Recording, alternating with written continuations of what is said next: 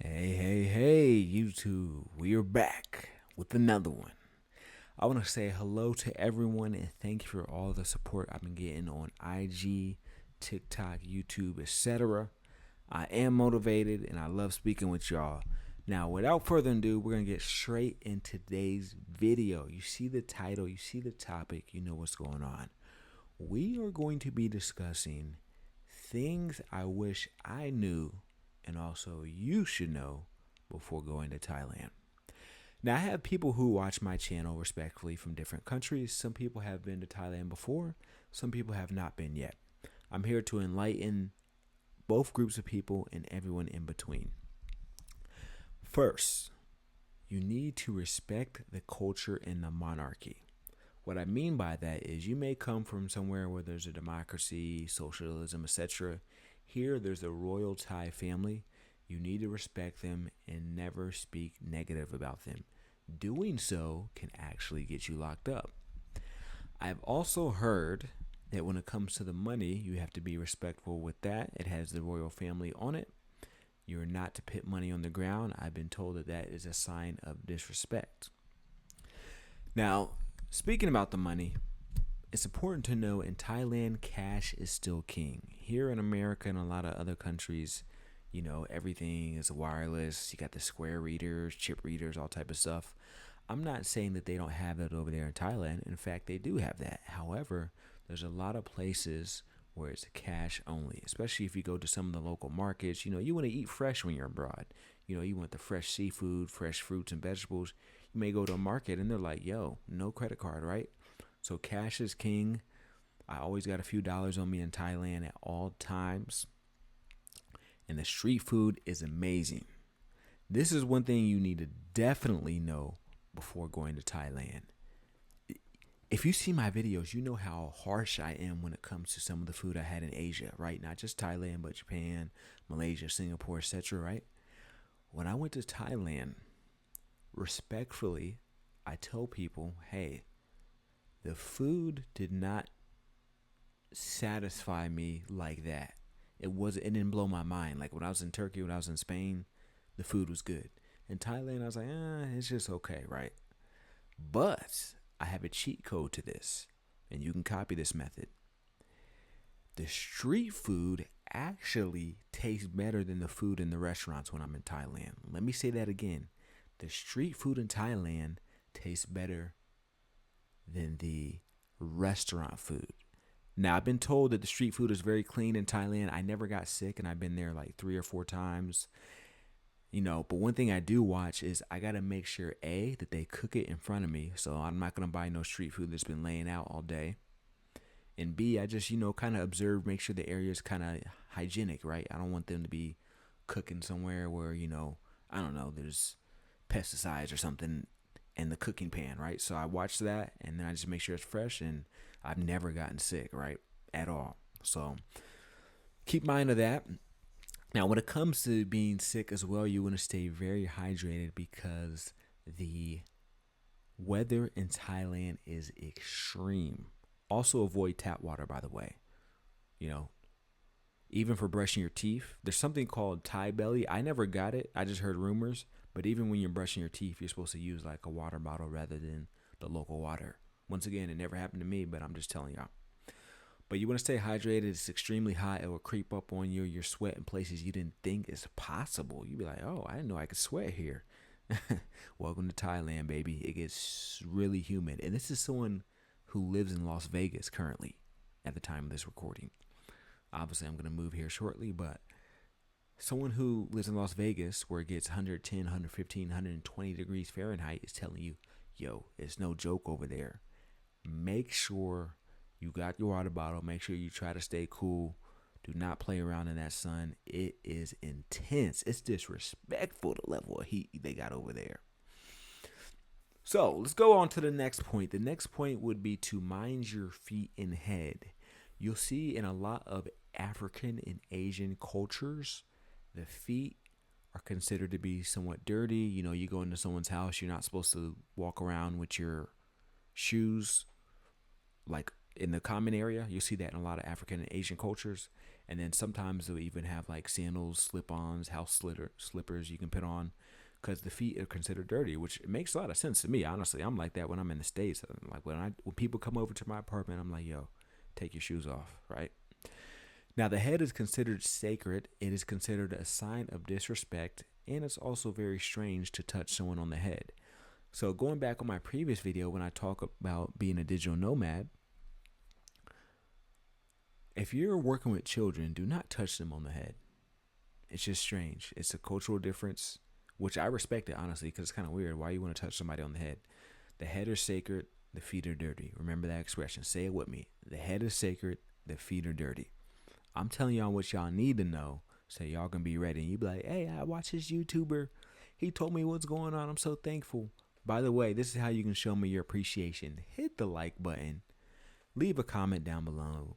Share, comment. If you're not, make sure you subscribe to the channel. We got more content coming soon.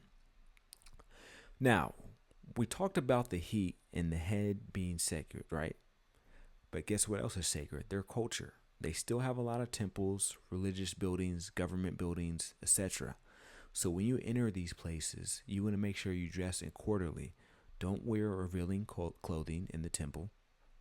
Don't come dress promiscuous, right, in the government buildings. You got to watch out. Be respectful of the culture. It's a common courtesy. But you would be amazed how uncommon people act when they're in these places, right? So speaking of acting, a lot of locals are going to know you're not from there, right? Most people who are from there look Thai.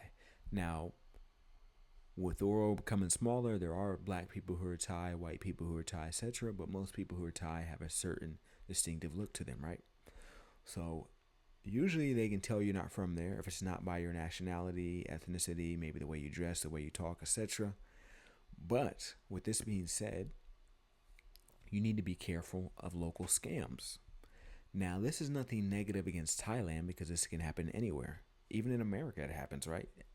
Americans scamming other Americans. So, of course, if you go to another country, it's going to happen. But you need to be aware of some of the common scams, right? If something seems too good to be true, you need to exercise with caution. If you're going to get in a tuk-tuk, right, you need to tell them, hey, how much is this going to cost me to go here? Because if you don't ask them, chances are they may give you a surcharge, right? And when you're taking a taxi, they may go the long route. Also, when you're on taxi, they have something called Grab, and they have a few other apps like it. But with Grab and other rideshare apps, you can request a taxi or request someone to pick you up. Now, when they pick you up on that application, it gives you the option to pay with card or to pay with cash. I learned the hard way, by the way, it's better to choose the cash option. Why is that? Because when you do the credit card, they could show you one price, drop you off, and then slightly alter the price to their benefit and say, hey, it was a tip, or hey, we had to cross this bridge where we had to pay, right? That feature is added to the app to try to add a level of security and to make sure the drivers are getting compensated if they go across a toll bridge, but some people do abuse it, so please be wary of that. If you want more travel tips, recommendations, suggestions, etc. like that, make sure you leave a comment down below. I've been replying to every comment. I appreciate everybody's positivity. Now let's get back to this rideshare, right? Things you should know before you go to Thailand. It's very easy to get around. I mentioned previously Grab and other rideshare applications you can use, but let's say you don't want to take a car. You want to, speed by, get through cracks, and be able to go places faster. They actually have the option on their ride shares to, instead of requesting a car, you can request for a moped. Now, it sounds kind of risky, but if you're going in a small area or if the driver's not drunk or something crazy, more times than not, you should be okay, but definitely exercise with caution. But the advantage of the moped is it may be slightly more exposed, but the positive part is, hey, you can get around easy. You can go in certain alleyways, sneak around certain corners, bend traffic. It's a lot easy to get around. Another thing I want to say when it comes to getting around, things you should know when you come to Thailand is larger than just Phuket and Bangkok. I know I may be the last person to say that, right? Because every time I go to Thailand, I go to the same spots. However, I'm here to tell you There's a big digital nomad community in Shanghai and Chiang Mai.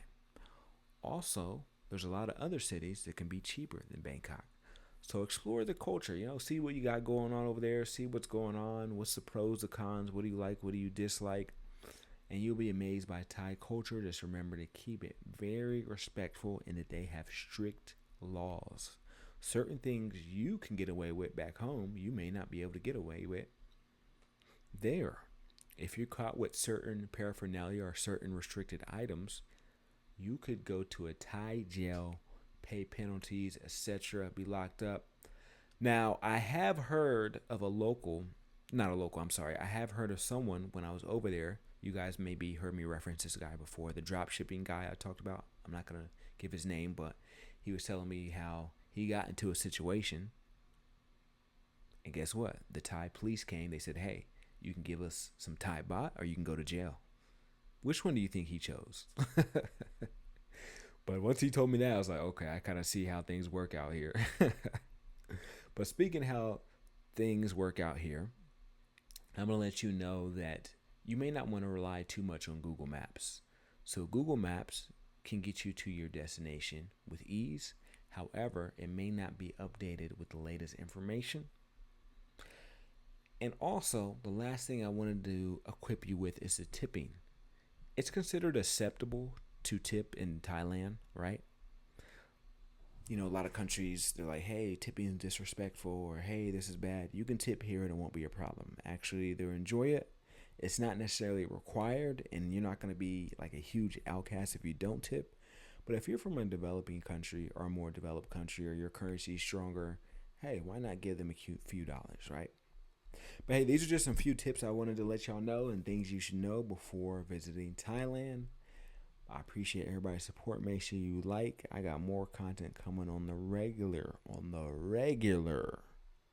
Peace.